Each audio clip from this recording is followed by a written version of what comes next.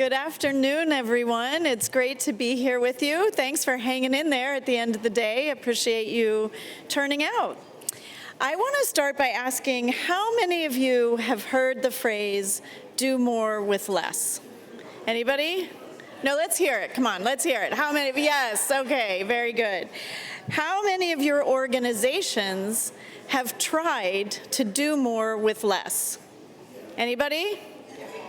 Every day, yes, exactly, I get it. How many of you honestly believe it is possible to do more with less? Oh, okay, you optimists. Well, my job is to convince you otherwise, but I'm going to take some of the quiet in the room as a sign that many of you don't believe it's possible to do more with less. As I've stood here in front of you, I'm the president and CEO of Counterpart International. And if you take one thing away from what I'm talking about today, let it be this: you cannot do more with less. If you take a second thing away from this talk today, please let it be: you can do things differently with greater impact, using your existing resources. Counterpart celebrates our 60th birthday this coming calendar year. And through the years, we have earned the reputation of being a partner to local organizations. And we are known for our authentic engagement with local communities and organizations in those communities.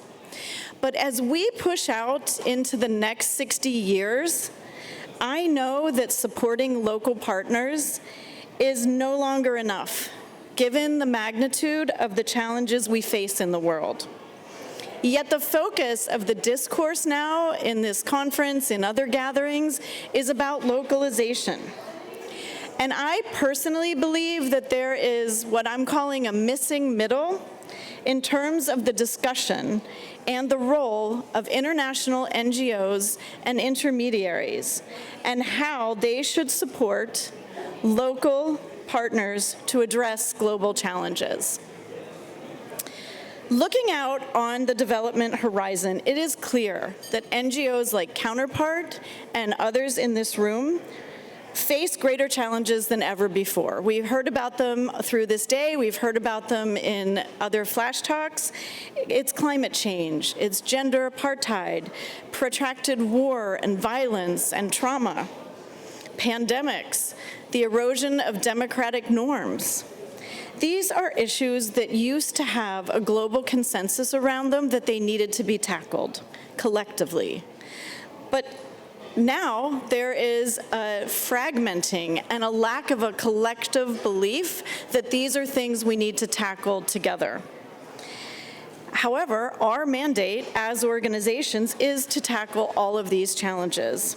But our organizations also face challenges. Again, these are not new to you. You're living them. We've heard about them here today. Funding cuts, uncertainty in the funding environment, staff burnout, leadership transitions. A focus on localization will not solve these global challenges.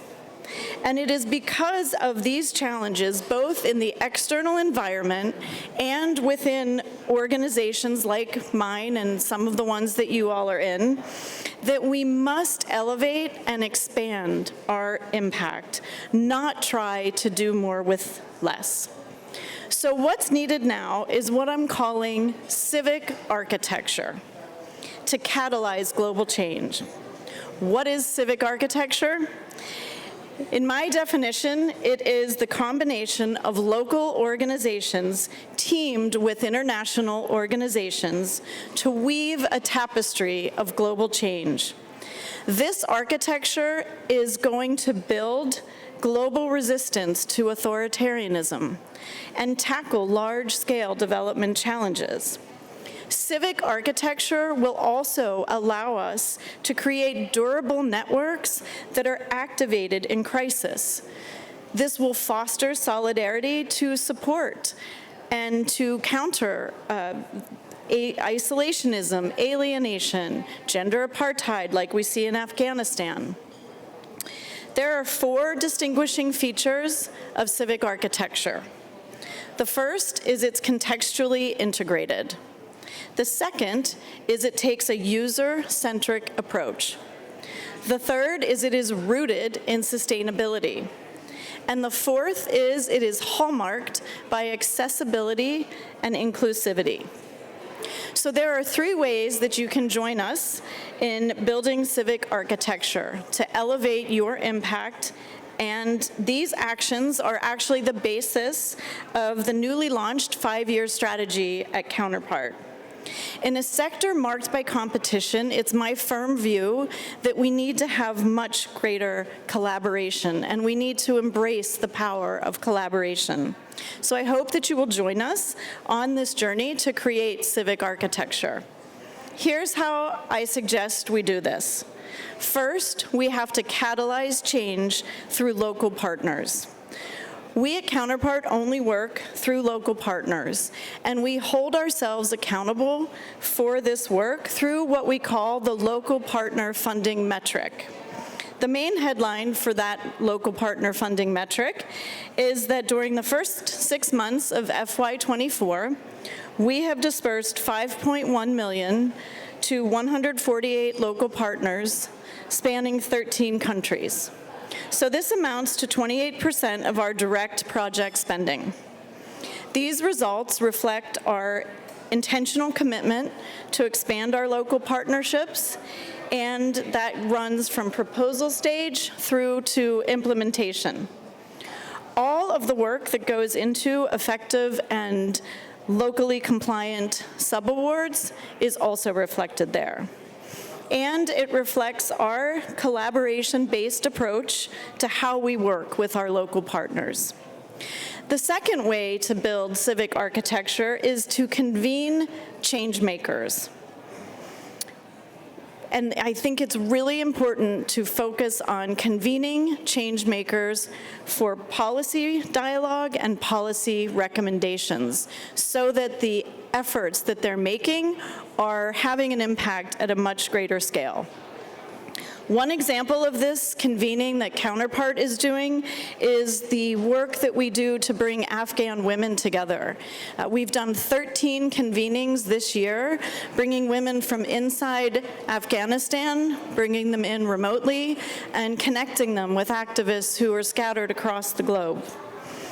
These events help to elevate Afghan women's voices and also to give light to the fight that they are bravely making in Afghanistan or in the countries where they now find themselves. Many of these women have their own very influential platforms, but by drawing them together, we are, I believe, ensuring that their ideas can reach policymakers and get a wider collective hearing, which is so important in this really crowded space. Third, civic architecture requires us to create communities of change makers whose work can swell into a movement, because it's only when we become a movement that we're going to be able to tackle these challenges at any kind of scale. At Counterpart, one of the communities we are cultivating is a global women's network that dates back to 1978, and it spans the globe. Every year, we have at least one new cohort join that network for professional skill development and coaching. Peer-to-peer coaching, peer-to-peer mentoring is a key feature of that network. And this year, we invited the current cohort into a very influential gathering where they met policymakers, business leaders, investors, and other activists to inspire them to think bolder and bigger. Through that effort, we deepened the community of change makers, and we helped to diversify the gathering that we attended. The greater connections that are fostered over time is what's going to spur a movement. So in sum, to create civic architecture, we really need to do the following. First, dedicate your program funding and activities to catalyzing change where it matters most, and that's at the community level where lives are most directly affected. Leverage those activities to connect in to forums like Devex World or WILD, Fiona McCauley, head of WILD, sitting right here in the audience, or the School Meals Coalition, or the Global Democracy Coalition, Modernizing Foreign Assistance Network, or the U.S. Global Leadership Coalition. These are all actors who are pushing on doors to create broader and more systemic change. Some of these activities cost money, and they are well worth the investment. But there are many opportunities out there to contribute stories of impact or elevate a partner's voice into these global forums. Convening the change makers creates the solidarity between and among the organizations and the individuals, and it fuels their motivation to continue. Finally, through virtual and in-person events, build communities dedicated to fostering the common good. The challenges we face today in the world are only getting more complex, more entrenched, and more divisive. The funding environment is declining, fractured, and politicized. Our solution at Counterpart is to do things differently for more impact. And we are aiming over the next 5 years to generate a movement of very diverse people united for common cause. We aren't trying to do more with less, and nor should you. So I hope that you will join us in catalyzing, convening, and creating community so that we can all contribute to greater impact. Help us to build the scaffolding for civic architecture. Thank you.